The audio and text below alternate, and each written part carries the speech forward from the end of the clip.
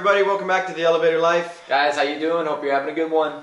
Today, we're jumping into a pretty interesting topic that we think, all of our viewers will care about, and that one is safety in China.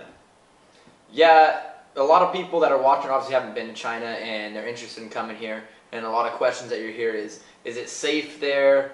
And then a lot of questions that we'll get over here is, wow, America really isn't safe. So we want to take a little bit of time today and compare the two. Yeah, it's just, jumping into the fact everybody thinks of developing countries as unsafe places, or they don't have the best name, or because they're second, second world cities, or whatever that phrasing is that they're just not as modern or as safe as they think of when they think of England or America or Canada or a place like that. So we kind of want to clear the air and give our opinion on it.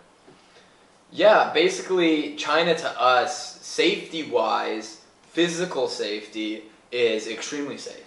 Yeah, 100%. Right? We've never been in situations, and we've put ourselves in some interesting situations, but never been in a situation where we've even kind of felt like we were in danger. Yeah, definitely. I always talk about the reference of, you're always warned, at least in the States, walking home alone or walking around downtown late at night, etc. is maybe unsafe or something. You should always be with a friend or something like that.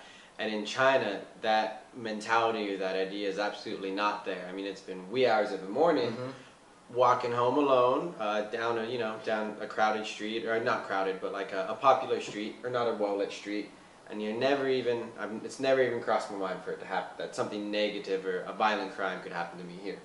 Yeah, keeping in mind that we are guys and we are foreigners, and so that does set us a little bit apart, and I think gives us a little bit of safety, because they're not going to want to mess with white or foreign guys that are larger compared to some other people. But what's interesting about China is that it's really different compared to other developing countries. Yeah, we've been in a lot of other developing countries, and then you do feel on edge, you feel uneasy, things can definitely happen to you. You can easily be a target because foreigners usually got money. Yeah. Here, it's been different, and let's also keep in mind that we are talking to almost all of our experience being in first-tier cities. So that is really where our recommendations are coming from, is our experience here in first-tier cities. Yeah, these being in a first-tier city, they're the most developed of the country, obviously. And going back to Tim's point, we've been all over Southeast Asia, the Pacific. We've been to Mexico as well. You're more developed and less developed places than China, but the mentality here is very non-violent. I'd say it's very reserved. People keep to themselves for the most part. So that's why we kind of feel, and yeah, granted it helps for foreigners and we're males, but at the same time we do feel a sense of safety that we haven't felt when we visited or been in other countries. Yeah, comparing Mexico to China, there's totally different feelings. totally different feelings, right? Yeah, definitely. Like you're almost on edge in Mexico just because of that culture, and here it's completely opposite. And so if you are making a trip over here, that is one thing to worry about. However, moving past physical violence, there are other certain health risks that you should, be cautious about. Yeah, to say the least. Definitely. I'm sure a lot of you have heard of some of the fake food scares. What was the one you just heard about last week? They have been painting, I don't know if you call painting is the right one. There's a newspaper article about dyeing certain meats brown so they could sell them as beef, more expensive, which is just wild. And there's definitely reports of street food vendors and all those guys using rat meat, who knows what. And so definitely when you're eating out around here, that's certain things to take into account. Yeah. Another thing to take into account is like pesticides and hormones in all your fruits and vegetables. Yeah. So that's definitely putting some holes in us somewhere. Yeah, who knows where. You'll see these vegetables that are like double the size of what you'd see in the US, buddy. And it's just like, there's no way that naturally got that big. One of the things, cost effective. Yeah, one of the things we do look out for, but you can't even prevent, pollution here. In some of the worst cities, it's said that it's the equivalent to smoking 3 packs of cigarettes a day.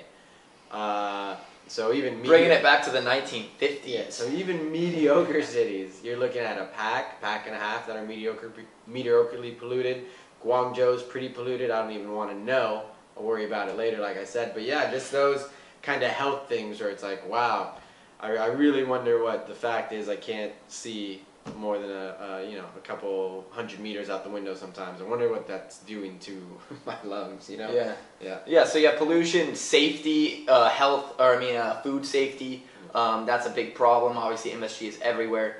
And then you have diseases. You know, the last 2 months we've been dealing, well, we haven't been dealing with, but it's been all over the news. Chinese people are freaked out about H7N9. That's been spreading around. And so there's definitely different scares that you get over here, but I think our main point is the physical scare, the physical threat of violence definitely hasn't been there. We've come home wee hours of the night. We've been walking around. Ryan always falls asleep in taxis. All the time. And yeah, they might drive him around for hours, racking up the bill, but they don't steal anything. Yeah, the worst thing that'll happen is you pay an extra $20 and the cabbie sits there smoking cigarettes out the window, you know. Having the time of his life, the easiest day of work ever. The easiest 2 hours of work he's ever worked in his life. But yeah, it's just comparing the two things you have to be cautious of or be aware of.